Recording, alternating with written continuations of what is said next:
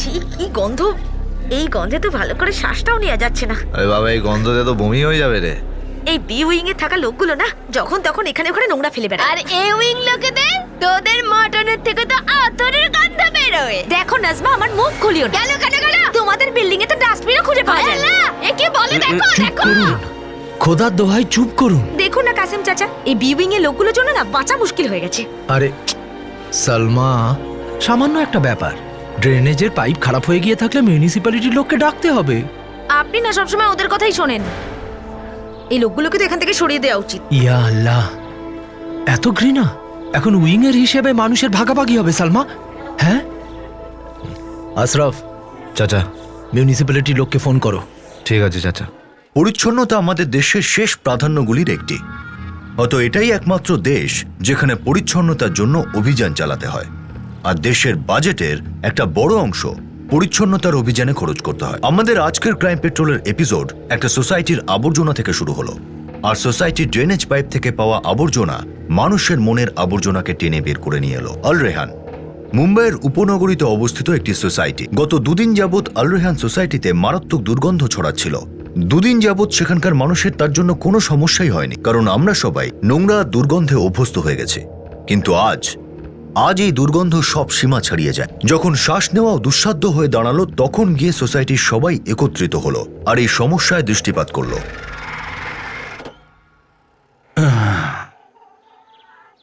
কি হয়েছে ভাই?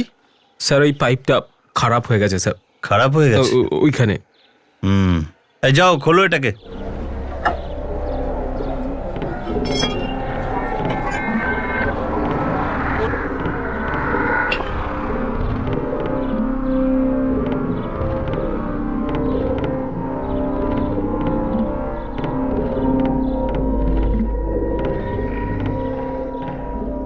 স্যার, এই দেখুন কি বেরোলো। ইয়া আল্লাহ! ইয়া আল্লাহ!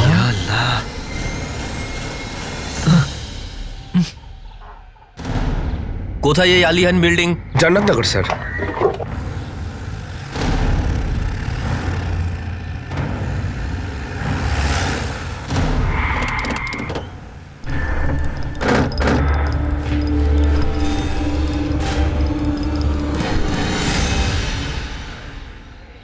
এই পাইপটা খারাপ হয়ে গেছে, তা খুলে দেখলাম যে শরীরের বিভিন্ন পার্টস পাওয়া যাচ্ছে।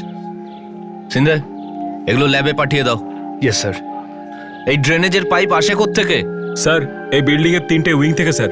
এ, বি আর সি 3টে উইং এর ওয়েস্টেজই এখানে জমা হয় স্যার। প্রত্যেকটা উইং এ কটা ফ্ল্যাট আছে? 36খানা ফ্ল্যাট আছে স্যার। আমাদের উইং এ সব লেখাপড়া জানা লোকজন থাকে। এটা নিশ্চয়ই বি উইং এর লোকেদের কাজ। ইয়া আল্লাহ! স্যার আমরা কিছু করিনি। এই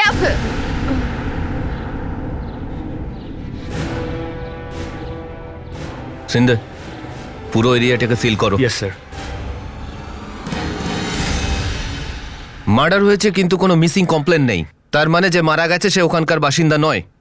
কিন্তু স্যার, লাশ কোথায়? শুধু শরীরের কিছু টুকরো খুঁজে পাওয়া মানে মামলাটা যথেষ্ট কনফিউজিং স্যার। মানুষের শরীরের টুকরো পাওয়া গেছে সিন্ধে। খোঁজ করে দেখো ওই বিল্ডিং এ আগে কোনো এরকম ভয়ানক কাণ্ড ঘটেছে কিনা। মানেটা এই যে যেভাবে এই মার্ডারটা হয়েছে এর পেছনে কোনো মানসিক রোগে আক্রান্ত লোক জড়িয়ে থাকতে পারে, আর মানুষের বিকৃত মস্তিষ্ক কি কি করাতে পারে তোমার কোনো ধারণা নেই। খোঁজ করো ওই বিল্ডিং এ কোনো মানসিক রোগে আক্রান্ত কোনো মানুষ আছে কিনা। আর যে ওই 2 মহিলা নিজেদের মধ্যে ঝগড়া করছিল, হ্যাঁ, ওদেরকে আলাদা আলাদা জেরা করো। Yes sir.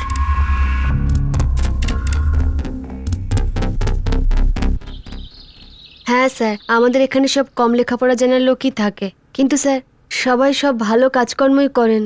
এখানে আমরা সব একে অপরের সাথে মিলেমিশে থাকি। এই উইং এর মতো দরজা বন্ধ করে রাখি না আমরা। এখানে কে কে থাকেন? আমি আর আমার ও। উনি কি কাজ করেন? আগে স্যার দুবাইতে কাজ করে। আচ্ছা বলুন তো, আপনার কি মনে হয় এইখানে যা ঘটলো সেটা কার কাজ হতে পারে? না স্যার, আমি কিছু জানি না। গত সপ্তাহে আপনি কোনো অপরিচিত লোককে এখানে দেখেছেন কি? না স্যার। ঠিক আছে।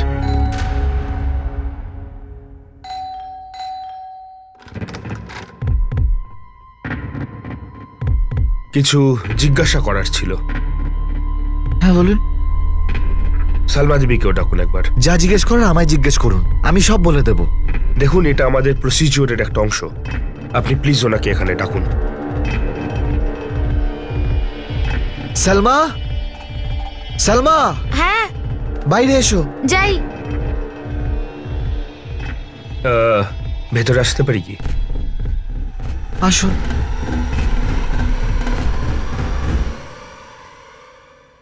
যা জিজ্ঞেস করবার তাড়াতাড়ি জিজ্ঞেস করুন। দেখে মনে হচ্ছে আতর আপনি খুব ভালোবাসেন। ঘর ময় গন্ধ হয়ে আছে। আপনার কোনো আপত্তি? না। আচ্ছা, আপনাদের এই বিল্ডিং এ কেউ মিসিং নয় তো? আমরা কি করে জানবো? এই বাড়িতে আমরা দুজনেই থাকি, এখান থেকে কেউ মিসিং নয়। আগে না সাহেব। স্যার, ল্যাবরেটরি থেকে রিপোর্ট এসে গেছে। দেখি। রিপোর্ট অনুযায়ী খুনটা 3 দিন আগে হয়েছে, আর মনে হয় শরীরের বাকি অংশ অন্য কোথাও ফেলা হয়েছে। মনে হচ্ছে এই খুনটা অন্য কোথাও হয়েছে, আর লাশের বাকি অংশ যেখানে বড় টুকরো নেই। স্যার, সালমার হাজবেন্ড কমল লেখাপড়া জানে স্যার, MA PhD করেছে, কিন্তু যেখানে যেখানে কাজ করেছে ওকে কাজ থেকে বের করে দেওয়া হয়েছে। কারণ মানসিক ভারসাম্যের অভাব আছে স্যার, সারা রাত জেগে থাকে স্যার, অনিদ্রা রোগ আছে স্যার, ট্রিটমেন্ট চলছে স্যার ওর। সালমাকেও খুব মারধর করে স্যার, ছেলে মেয়ে নেই না ওর, সোসাইটিতেও কারোর সাথে কথা বলে না, একদম অদ্ভুত লোক স্যার।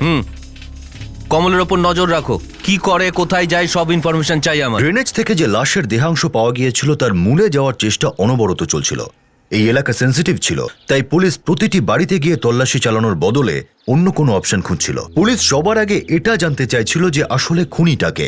সোসাইটির ড্রেনেজ থেকে পাওয়া মানুষের শরীরে সেই ছোট ছোট টুকরো সম্পূর্ণ সত্যি প্রকাশ করতে অসমর্থ ছিল, কিন্তু যে এই কাজটা করেছিল নৃশংসভাবে করেছিল। এই খুনের পিছনে এখনো পর্যন্ত দুটো সম্ভাবনাই নজরে পড়ছিল। এক, কোনো মানসিকভাবে অসুস্থ ব্যক্তির বিকৃত মানসিকতা, বা কোনো পেশাদার খুনিকে দিয়ে করানো কোল্ড ব্লাডেড মার্ডার। পুলিশ এক একটি সূত্র জুড়তে ব্যস্ত ছিল, তখনই হঠাৎ একদিন সকালে ইন্সপেক্টর প্যাটেলের ফোন বাজলো। জান্নাতনগরের কাছে ডাম্পিং গ্রাউন্ডের কাছে চলো। Okay sir. জন্নতনগর ডাম্পিং গ্রাউন্ডে চলো।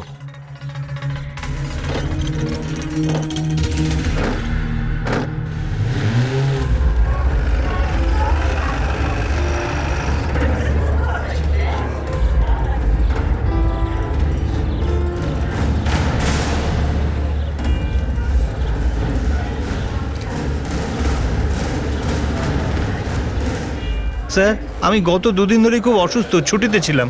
আজ যখন আমি নোংরা তুলতে এলাম ওখান থেকে দুর্গন্ধ বেরোচ্ছিল। তারপর যখন আমি এসে দেখলাম তো এখানে পলিথিন পেলাম, তার সাথে সাথেই আমি আপনাকে ফোন করলাম।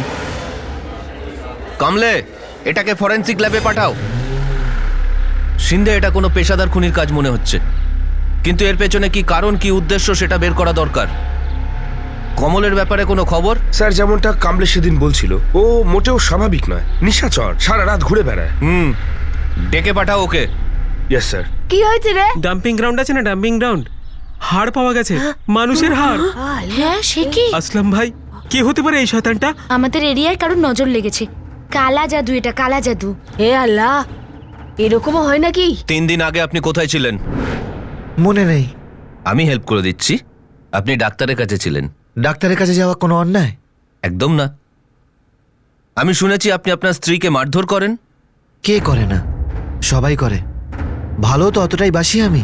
আপনি আপনার সোসাইটিতে একা একা থাকেন, কারোর সঙ্গে দেখা করেন না, চুপচাপ থাকেন, এরম কেন? ঈদের দিন পুরো সোসাইটিকে আমি সিমুই খাওয়াই। হ্যাঁ, ডাক্তারের রিপোর্ট বলছে যে আপনি খুব তাড়াতাড়ি উত্তেজিত হয়ে যান, আই মিন ভায়োলেন্ট।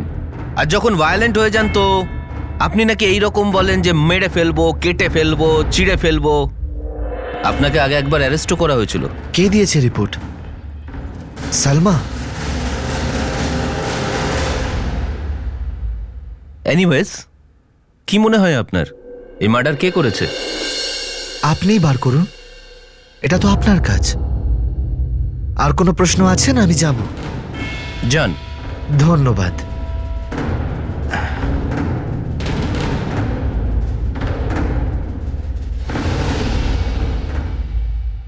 লোকটার গন্ডগোল আছে, কিন্তু খুনি না।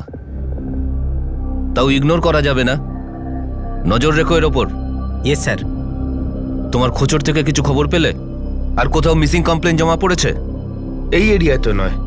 আর ওই ডাম্পিং গ্রাউন্ডের আশেপাশে কোনো প্রমাণ পাওয়া গেছে? না স্যার, কোথাও কোনো রক্তের দাগ বা অন্য কোনো ছাপ ছিল না। আর হ্যাঁ, লাশের টুকরোগুলোকে গুছিয়ে প্লাস্টিক ব্যাগে এনেছিল। এই ডাম্পিং গ্রাউন্ড থেকে পাওয়া শরীরের অংশ আর আলিহাল বিল্ডিং থেকে পাওয়া শরীরের অংশ কোনো একই লোকের নয় তো? ল্যাব থেকে খোঁজ নাও, হয়তো একই লোকের হতে পারে। Yes sir. ওকে খুঁজতে আমাকে সাহায্য করুন। কামলে, কি হয়েছে ওখানে? আমি খবর নিচ্ছি স্যার। আর কি দেখুন খবর? কি কান্নাকাটি বলছে। করছে কেন? কোথায় গেল? কি হয়েছে? আমার মেয়ে হারিয়ে গেছে, ওকে খুঁজতে আমাকে সাহায্য করুন সাহেব। 1 মিনিট, সাহেবের কাছে চলো। স্যার, মিসিং কমপ্লেন লেখানোর জন্য এসছে। বসুন।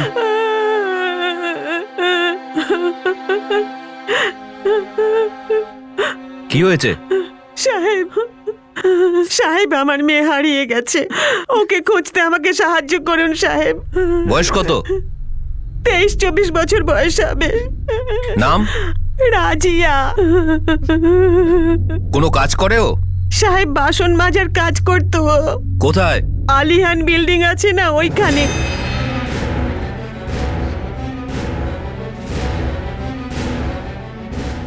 আলিয়ান? হ্যাঁ সাহেব। আপনি কোথায় থাকেন? আমি তো ওইখানে সাতারাতে থাকি, কিন্তু আমাদের একজন পরিচিত হীরাবাই আছে না, ওর সাথে থাকতো ও। কিন্তু ও তো গ্রামে গেছে তোমার কাছে, বলল যে মাকে নিতে যাচ্ছি। কিন্তু ও গ্রামে তো আসেনি। হায় আল্লাহ, কোথায় চলে গেল আমার মেয়ে? আরে চিন্তা কেন করছো?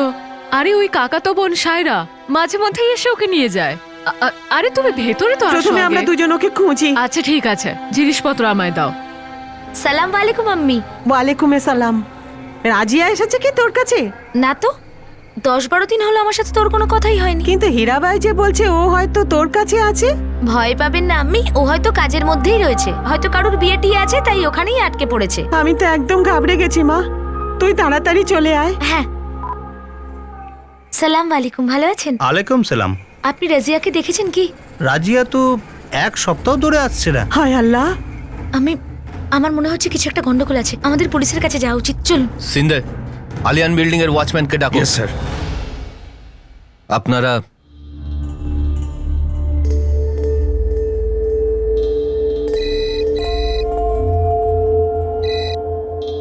হ্যালো। পাটেল বাবু, ফরেন্সিক ল্যাব থেকে ডক্টর শর্মা কথা বলছে। হ্যাঁ ডক্টর শর্মা বলুন।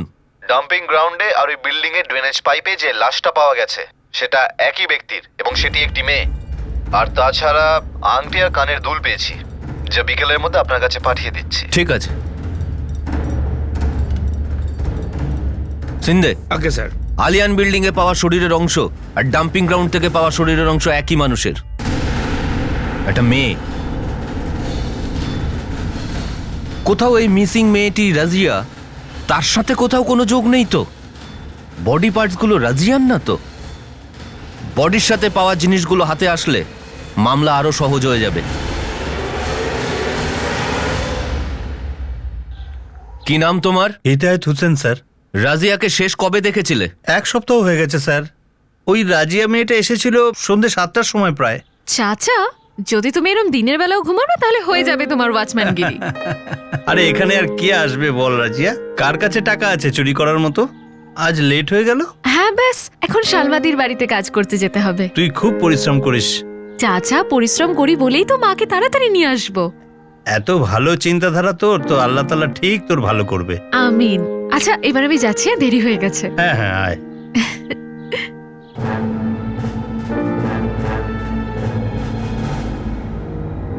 আমি রাজিয়া মেয়েটাকে সালমা দিদির বাড়িতে যেতে তো দেখেছি, কিন্তু ফিরে তো আসতে দেখিনি স্যার। ঠিক আছে, দরকার পড়লে আরেকবার ডাকবো। ঠিক আছে স্যার। সিন্ধে, চলো আলিয়ান। যে মহিলা বাইরে বসে আছে ওকে সঙ্গে নাও। হ্যাঁ এসেছিল, রোজ আসতো। তাহলে কোথায় গেল সে? আমি কি করে জানবো সাহেব? বলেছিল গ্রামে যাবে, ওর বিয়ে ঠিক হয়ে গেছিল না, তাই। এসে গেছিস? হ্যাঁ, আসলে না ভাবি, তাড়াতাড়ি কাজ করে আজকে একটু গ্রামে যাব মাকে নিয়ে আসতে। কি ব্যাপার? আসলে ভাবি, কাউকে বলো না, আমার নিকাহ হবে। ছেলেটা কে রে? পরে বলবো তোমাকে আমি। সব মিথ্যে কথা, কোনো বিয়ে টিয়ে কিচ্ছু ছিল না। বল বল আমার মেয়ে কোথায় আছে? তুই নিশ্চয়ই আরে জানিস। সব কি আজে বাজে কথা, আমি কি করে জানবো আপনার মেয়ে কোথায়? সাহেব আমি জানি, ওই যে নাজমা আছে না, বি উইং এ থাকে, ওই এই সমস্ত কথা এর মাথার মধ্যে ভরে দিয়েছে। আর ওর ওই ভাগ্নেটা আছে না আশরাফ, সে তো রাত দিন রাজিয়াকে বিরক্ত করতো, রাজিয়ার দিকে খারাপ নজর ছিল ওর, ওই নিশ্চয়ই এই সব কিছু করেছে। আশরাফ? ও আমার ভাগ্নে সাহেব, ও কিছু করেনি, আল্লাহ কাসম ও কিচ্ছু করেনি সাহেব, ও কিচ্ছু করেনি, আমি সত্যি বলছি সাহেব। কোথায় আছে সে? ও ও বাইরে গেছে সাহেব। কিছু করেনি সাহেব। সেটা তো সেই বলবে।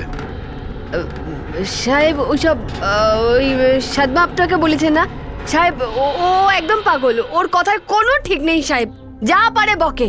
আরে ও সাদমা, তোকে দেখে নেবো আমি। দেখুন, আপনাকে শেষবারের মতো জিজ্ঞেস করছি, আশরাফ কোথায়? ও বাইরে বাইরে বাইরে গেছে সাহেব। কোথায়? সেলিমের দোকানে গেছে সাহেব, ও ও নির্দোষ। চলো সাহেব, কামলে। সাহেব দাঁড়ান সাহেব, সাহেব ও কিছু করেনি সাহেব, আমি সত্যি বলছি আপনাকে, আমার ভাগ্নে কিছু করেনি সাহেব। সাহেব হ্যাঁ বল। তুই কি কোনো গন্ডগোল করেছিস? হ্যাঁ করেছি, বল না কি হয়েছে। পুলিশের লোকেরা কিন্তু সব জেনে গেছে।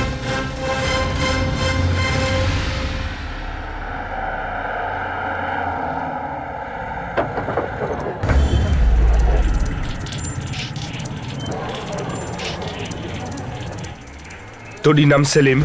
হ্যাঁ স্যার, কিন্তু কি হয়েছে স্যার? আশরাফ কোথায়? এসেছিল চা খেতে স্যার, এসেছে আর চলে গেছে, জানি না স্যার কোথায় গেছে।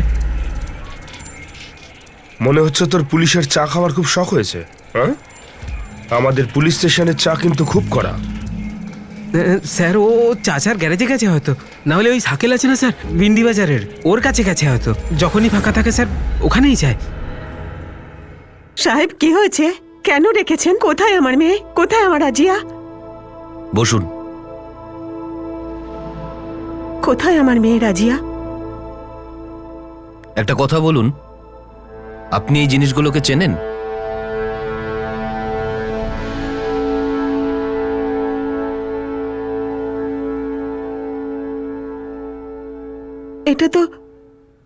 এটা তো আমার মেয়ে রাজিয়ার আংটি।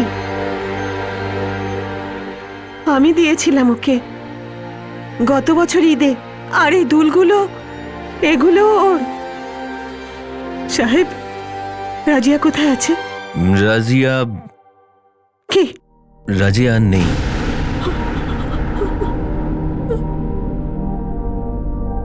ও খুন হয়েছে। সাহেব সাহেব এটা হতে পারে না সাহেব। কিন্তু এটাই সত্যি, এই জিনিসগুলো ওর বডির সঙ্গেই পাওয়া গেছে, আর আমরা এটা খোঁজার চেষ্টা করছি যে ওর সঙ্গে এই ভয়ঙ্কর ঘটনাটা কারা করেছে। তুই নিজে থেকে বলবি নাকি বলাতে হবে? স্যার ভালোবেসে ফেলেছিলাম ওকে, মন দিয়ে ফেলেছিলাম ওকে। রাজিয়া, আরে দাঁড়া না বাবা, মানছি তুই ডানা কাটা পড়ি, তার মানে আমি কি ফেলনা নাকি? হ্যাঁ দেখ আশরাফ, আমার একদম সময় নেই, আমাকে যেতে দে। আরে আজকে আমার বার্থডে রে, উইশ করে দে একটা।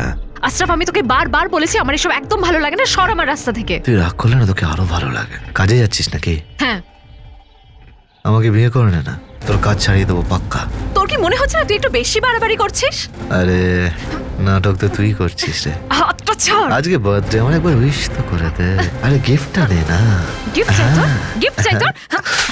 স্যার আমি তো শুধু হাজি আলি গিয়ে একটা চেন আর একটা পার্স চুরি করেছিলাম, ভেবেছিলাম রাজিয়াকে গিফট দিয়ে ওকে খুশি করে দেবো। গিফট দিয়েছিলি তুই? স্যার তারপর তো দেখাই হয়নি। দেখাই হয়নি নাকি মেরে ফেলেছিস তুই? স্যার আমি মারবো ওকে? কেন মারবো? আরে কেন মারবো স্যার? স্যার আমার মনে হয় আমাদের সন্দেহটা ভুল। যেদিন এই খুনটা হয়েছিল সেই দিন আশরাফ হাজি আলীর ওখানে ছিল। ও যা যা চুরি করেছিল সেগুলো উদ্ধার হয়েছে, আর ওয়ার্ল্ডি থানাও সেই কথাটা কনফার্ম করেছে। স্যার ও তো এটাও জানে না যে রাজিয়া খুন হয়ে গেছে। রাজিয়ার মতো নিষ্পাপ আর পরিশ্রমী মেয়ের সঙ্গে কারো কি নিয়ে শত্রুতা থাকতে পারে? আর সবচেয়ে গুরুত্বপূর্ণ প্রশ্ন যা পুলিশকেও চিন্তিত করে তুলেছিল সেটা হলো যে লাশের সঙ্গে এমন বর্বর ব্যবহার কেন করা হয়েছিল, তাকে ড্রেনেজ পাইপে কেন আর কিভাবে ফেলা হয়েছিল, কোনো তথ্য মিলছিল না। আর ঠিক এক সপ্তাহ পর মিউনিসিপ্যালিটির রিপোর্ট এলো, যার থেকে কিছু বিষয় স্পষ্ট হয়ে উঠে আসতে লাগলো। স্যার ওই ড্রেনেজ আছে না স্যার, যেখানে ওই বিল্ডিংগুলো সমস্ত নোংরা জমা হয়, ওটাকে কয়েক মাস আগে আলাদা করে দেওয়া হয়েছে। এখন কিন্তু ওখানে শুধু এ উইং এর নোংরা জমা হয়।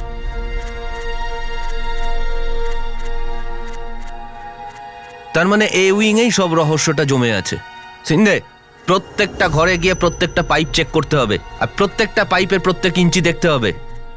মুশকিল সেটা স্যার। কেন? কত লোক লাগবে এই কাজের জন্য? স্যার কথাটা সেটা নয়, আসলে ওই এরিয়াটা খুব সেন্সিটিভ, আর তাই ওখানে যদি আমরা তদন্ত করতে যাই তাহলে বাধা আসতে পারে। একদম। যদি আমরা অন্য বাহানায় ওখানে যাই তো, যদি ধরে নাও মিউনিসিপ্যালিটির কর্মচারীদের ওখানে পাঠাই তো। কিন্তু স্যার তারা তদন্ত কি করে করবে? সিন্ধে, মিউনিসিপ্যালিটির কর্মচারীদের সঙ্গে আমাদের লোক থাকবে ওদের পোশাকে, দেখাবো যে ড্রেনেজের পাইপ বদলানোর দরকার, তখন তো কারোর অবজেকশন হবে না, না? আর যাওয়ার আগে এলাকার কিছু লোককে আমাদের পক্ষে আনার চেষ্টা করব। এই উইংয়ে লেখাপড়া জানা লোক থাকে, ওদের সঙ্গে কথা বলি। Yes sir. Sawant, Vishnu. Yes sir. Sir, sir এই দুজন যাবে মিউনিসিপ্যালিটির লোকের সাথে।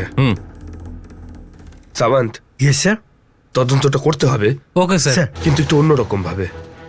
মিউনিসিপ্যালিটির লোকেদের সাথে যাবে, ওদের পোশাক পরি, প্রতিটা ফ্ল্যাটের ড্রেনেজ চেক করবে, রক্তের দাগ, নখ, চুল কিছু একটা পাওয়া গেলেই সঙ্গে সঙ্গে ইনফর্ম করবে। আর হ্যাঁ, কেউ যেন সন্দেহ না করে। Okay sir. You may go.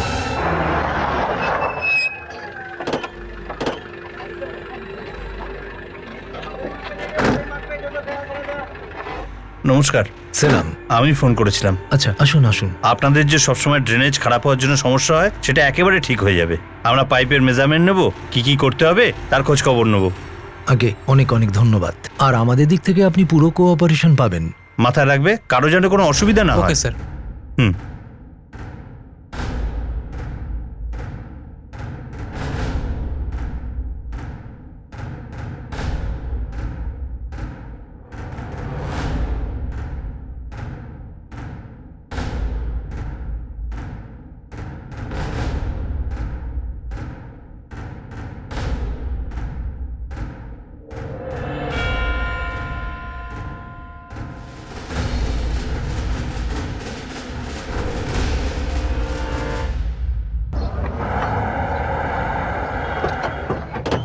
Patel sir, সালাম আলাইকুম। মলিন সাহেব কেমন আছেন? ভালো আছি। মিউনিসিপ্যালিটির লোক এসেছে? হ্যাঁ হ্যাঁ। যাক, ভালোই হলো, আপনাদের সমস্যা চলে যাবে। আগে হ্যাঁ, এই সমস্যার তো দূর হয়ে যাবে, কিন্তু আসল সমস্যা তো খুনি কে, কোনো সূত্র পেলেন আপনি? না মলিন সাহেব, এখনো তো পাইনি। খুনি মনে হচ্ছে খুব চালাক। ইয়া আল্লাহ, এরা আল্লাহকে ভয় পায় না নাকি? ঠিক আছে মলিন সাহেব, চলি। দরকার পড়লে আর একবার কষ্ট দেবো আপনাকে। কষ্টের কথা বলছেন কেন? এটা তো আমাদের দায়িত্ব। আল্লাহ হাফিজ।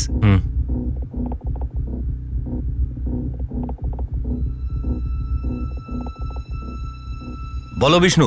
স্যার, আমরা ভেতরটা দেখে নিয়েছি, কিন্তু কোনো প্রমাণ পাইনি।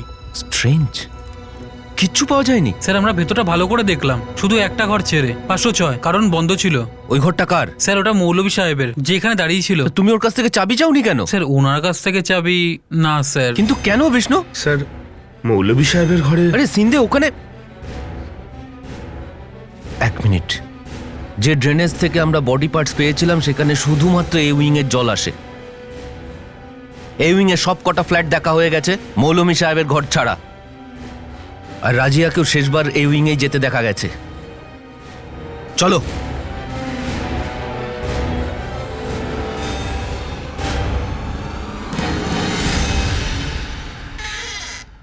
জনাব, মাফ করবেন, গাড়ির টায়ার পাংচার হয়ে গেছে, স্টেপনি পাল্টাচ্ছে, 20-25 মিনিট লাগবে। ভাবলাম যদি আপনার ঘরে এসে বসা যায়। আমরা গিয়ে সালমার ওখানে বসি, ওখানে কথাও হয়ে যাবে, আর চাও খেয়ে নেবো ওখানে। না, চায়ের কোনো দরকার নেই, শুধু একটু জল খাইয়ে দিন ব্যাস। আসুন।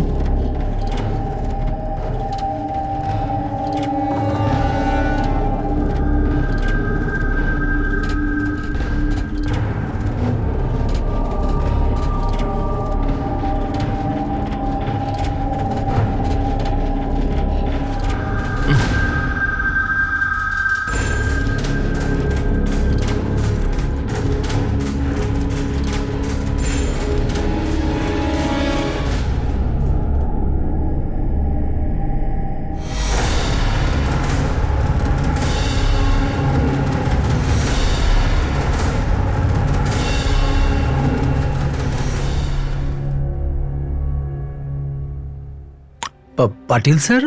উনি একটু টয়লেটে গেছেন। স্যার, পানির অভাব আছে এখানে, অভাব আছে পানির।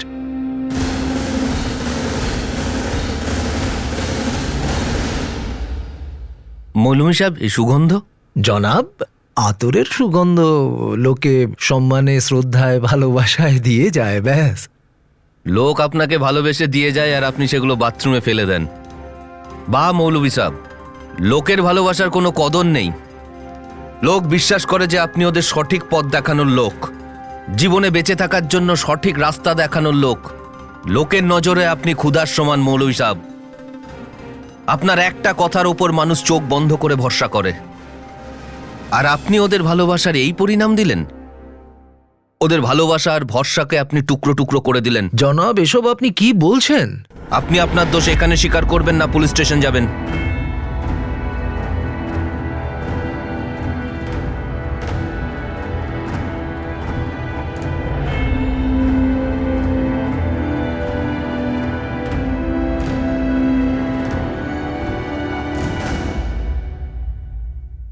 আরে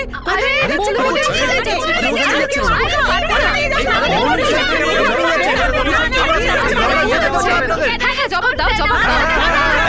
এক মিনিট, এসব কি হচ্ছে? আমাদেরকে আমাদের কাজ করতে দিন। করছেন আপনারা? মৌলভী সাহেব রেজিয়াকে খুন করেছে। ওনাকে ছেড়ে দিন, না হলে কিন্তু লাশের বন্যা বইয়ে দেবে। কি বলছেন? এক মিনিট, মৌলভী সাহেব, এবার আপনিই বোঝান। আল্লাহর দোয়াই আপনারা সরে যান, ওনাদের যা কাজ করতে দিন। রাজিয়ার খুন আমিই করেছি।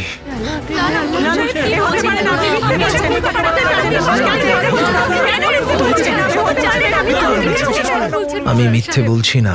এনাদের অনুরোধ যে আপনারা পিছনে সরে যান আর ওনাদের নিজস্ব কাজ করতে দিন। সরে যান, নিয়ে এসো, নিয়ে এসো। হায় আল্লাহ, এসব কি অবস্থা হচ্ছে? রাজিয়া আমার বাড়িতে কাজ করত। গ্রাম থেকে এসেছিল, গরিব ঘরের মেয়ে।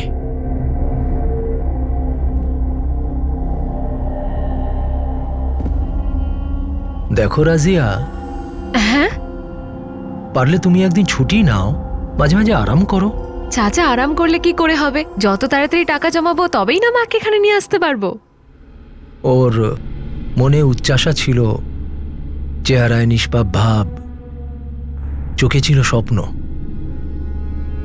কিন্তু আমি শুধু ওর যৌবনে ভরা দেহই দেখতে পেলাম।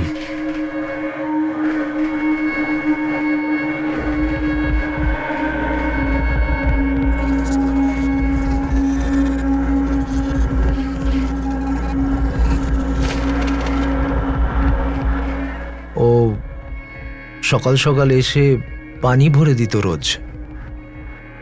তখন আমি ওর ভিজে যাওয়া শরীর দেখতে থাকতাম। মনে মনে ভাবতাম এটা ঠিক নয়, কিন্তু নিজেকে আটকাতে পারতাম না। বেশি বেশি করে পড়াশুনো করতে শুরু করেছিলাম যাতে যাতে আমার মনে ওই রকম ভাবনা না আসে। কিন্তু আমার পক্ষে ওকে ভুলে যাওয়া মুশকিল হয়ে যাচ্ছিল। তারপর আমি ওর স্বপ্নকেই সিঁড়ি বানানো শুরু করে দিলাম। রাজিয়া, হ্যাঁ, তুমি এটা নাও। এইটা কেন চাচা?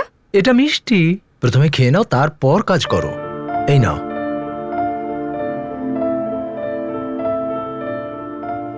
আরে এদিকে এসো, এদিকে এসো, এদিকে এসো, চলো এখানে বসো, ভালো করে বসো। বলো কি হয়েছে, আমায় বলো কি হয়েছে। চাচা, আমি মাঝে মাঝে ভাবি যে আমি এখানে কত ভালো আছি, মিষ্টি খাচ্ছি, আর ওখানে আমার আম্মি কত কষ্ট করে দিন যাপন করছে। আমি আমার আম্মিকে এখানে নিয়ে আসতে চাই, সমস্ত আনন্দ দিতে চাই, আমার আম্মিকে হজে পাঠাতে হয়ে চাই। যাবে রাজিয়া, সব হয়ে যাবে। আল্লাহর উপর ভরসা রাখো। এই নাও, না চাচা, আবার টাকা রেখে দাও, রেখে দাও, ঈদের উপহার ভেবে রেখে দাও। আমি জন্য কাপড় পাঠিয়ে দিও। আসো এবার। ও জানতো না যে আমার মনে বাসনা ছাড়া আর কিছু ছিল না। একদিন আমি ওকে অসুস্থতার অজুহাতে বাড়িতে ডেকে নিলাম। আরে রাজিয়া, কোমরে ভীষণ ব্যথা করছে। তো ডাক্তারকে ডেকেছেন আপনি? আমি ডেকে আরে নিয়ে আমি আসবো। গিয়েছিলাম না। কি বলেছেন ডাক্তার? আরে দেখো না, ডাক্তার তো এই মলমটা দিল। আমি ম্যাসাজ করে দেবে এমন কাউকে খুঁজছি, কিন্তু কাউকে পেলামই না। আল্লাহ, ভীষণ চাচা ব্যথা আপনিও না, করছে। এইটুকু কথার জন্য আবার কাউকে ডাকার কি দরকার আছে? আমাকে দিন, আমি করে দিচ্ছি। না না রাজিয়া, তুমি নয়। চাচা, আমার আম্মির পিঠে ব্যথা করলেও কিন্তু আমি মলমটা লাগিয়ে দিই। দিন আমায় না দিন। না রাজিয়া, না। আপনি চুপচাপ শুয়ে পড়ুন। আমার আম্মি বলে যে আমার হাতে জাদু আছে, এক্ষুনি ঠিক হয়ে যাবে। দিন, আমাকে দিন। নিন, আপনি শুয়ে পড়ুন দেখি। ওহ, ঠিক আছে, তুমি যখন সাবধানে, বলছো। সাবধানে। আরাম করে। আরে আহ আহ। ও আমার পিঠে মলম লাগাতে থাকলো। আমি ওর শরীরের উষ্ণতাকে অনুভব করলাম। রাজিয়া, একটা কথা বলি, যদি এইভাবেই কাজ করতে থাকো না তো কিচ্ছু হবে না। আসলে তোমার এমন একজনকে চাই যে তোমার আম্মি আর তোমাকে দুজনকেই এখানে রাখতে পারে। ঠিকই বলেছেন। আম্মিও এটাই বলে যে তাড়াতাড়ি নিকাহটা করে নে। জানি না কেন আম্মি ভাবে আমি ডানাওয়ালা পরি আর কোনো রাজপুত্র এসে আমি নিকাহ করবে। কিন্তু আমি বুঝতেই চাই না যে আমি বাসন মাজি আর পড়াশোনাও করিনি। আমার জন্য তুমি ডানাওয়ালা পরীর কিছু কম নও। চাচা,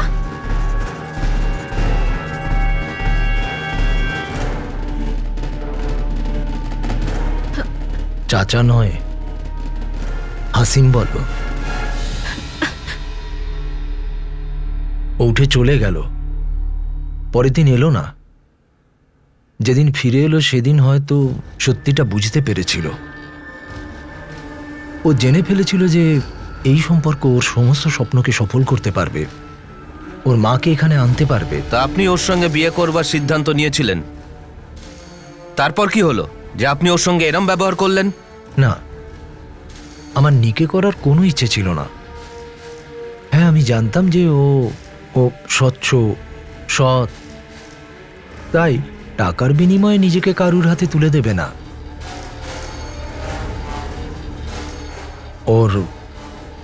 ওর শরীরকে পাবার এই একটাই রাস্তা ছিল আমার কাছে। আমি তো ওকে একটা স্বপ্ন দেখিয়েছিলাম। ও তো আমাকে সত্যিকারের প্রেমিক ভেবে মন দিয়ে দিল, আমাকে নিজের স্বামী মানতে শুরু করলো। আস্তে আস্তে আমি আমাদের মধ্যেকার সমস্ত দূরত্ব ঘুচিয়ে দিয়েছিলাম।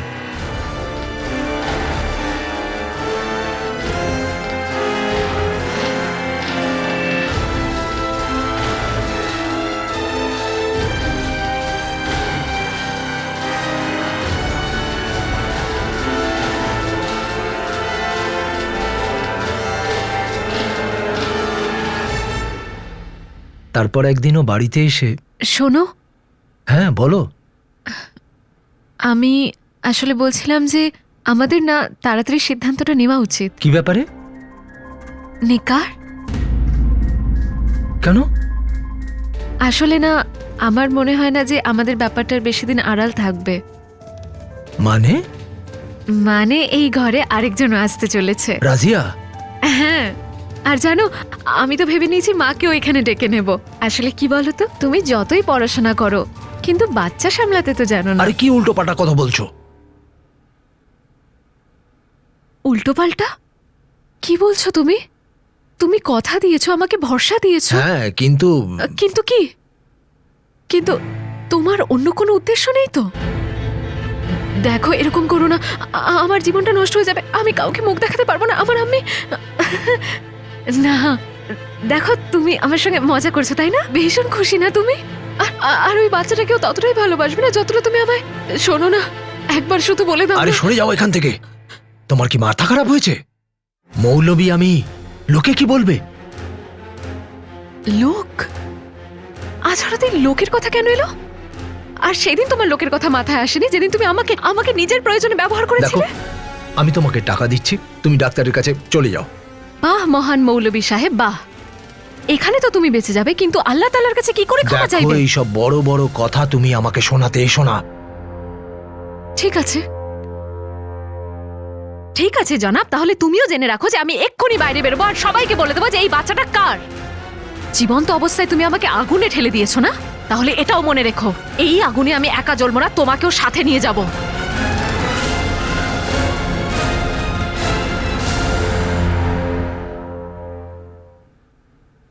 ও ও চলে গেল আর আর আমার হোঁশ ফিরে এলো। ও বুঝতে পেরেছিল এর জন্য অনেক মূল্য দিতে হবে। আমি ওকে ফোন করি আর বাড়িতে ডেকে নিই। তুমি জিতে গেছো। কি? আমি তো প্রথম থেকেই জানতাম তোমার একটা স্বপ্ন আছে। ব্যাস এটা দেখছিলাম যে তুমি এই বুড়োটাকে চাও না চাও না। মানে এটা রাজিয়া যে তোমাকে তো আস্তে আস্তে অনেক যুবক নিকে করতে রাজি হয়ে যাবে, কিন্তু আমি ভাবছিলাম যে তুমি, কিন্তু এখন আমার মনে বিশ্বাস জন্মে গেছে যে তুমিও আমাকে অতটাই চাও যতটা আমি তোমাকে চাই। হায় আল্লাহ, তুমি তো আমার মাথাই খারাপ করে দিয়েছিলে। সত্যি বলছি, তুমি আমার একমাত্র ভালোবাসা, কিন্তু তুমি আমাকে সন্দেহ করলে। রাজিয়া, এটা আমার ভুল নয়, আমার বয়সের ভুল। দেখো, তোমাকে আমার কসম, আর কোনোদিন এভাবে আমাদের মাঝখানে বয়সের ফারাকটা নিয়ে এসো না। ঠিক আছে, তোমার কসম। আচ্ছা, একটা কাজ করো, তুমি কাল এসো, আমরা ঠিক করব নিকা কবে করব, কোথায় করব, কাকে কাকে ডাকবো। আর তুমি তোমার আম্মিকেও ডেকে নিও না, ওনারও যেন জামাইকে পছন্দ হয়। ওই দিন সামলে নিলাম, কিন্তু আর এইভাবে কতদিন সামলাতে পারতাম? একদিন না একদিন তো এই সমস্যাটা সমাধান করতেই হতো, এই কষ্ট থেকে মুক্তি পেতেই হতো। ও যদি সবাইকে কথাটা বলে দেয় তো যে শ্রদ্ধা, ভালোবাসা আর ভরসা আমি মানুষের কাছ থেকে পেয়েছি সেটা চুরমার হয়ে যেত।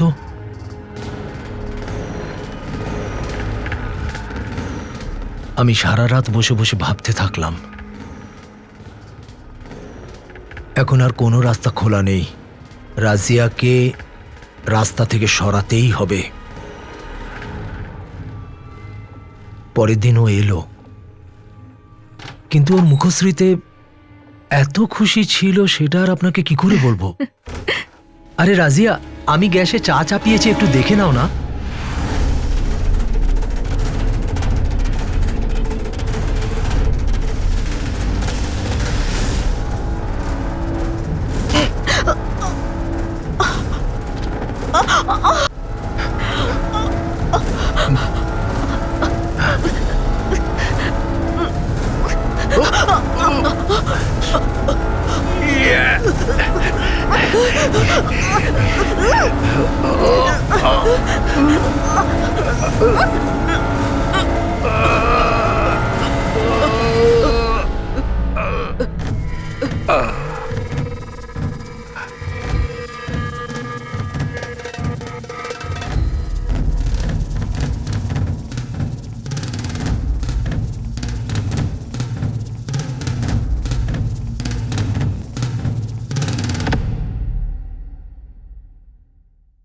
লাশটাকে ওই অবস্থায় নিয়ে যাওয়া খুব মুশকিল ছিল। আমি কখন রাত হয় তার অপেক্ষা করলাম। আমি বাইরে দেখি ওয়াচম্যান ঘুমিয়ে পড়েছে। আমি ভাবলাম এটাই সঠিক সময়।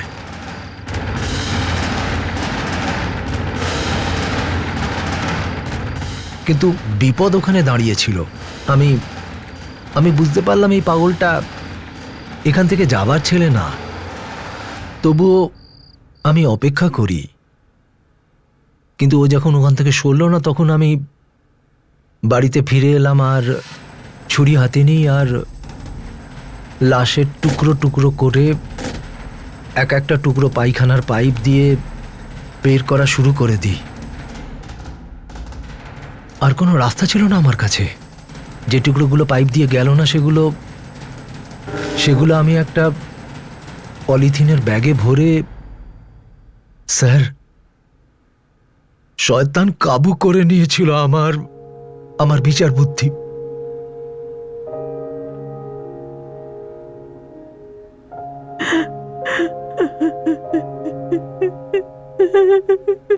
রাজিয়া মেয়ে আমার।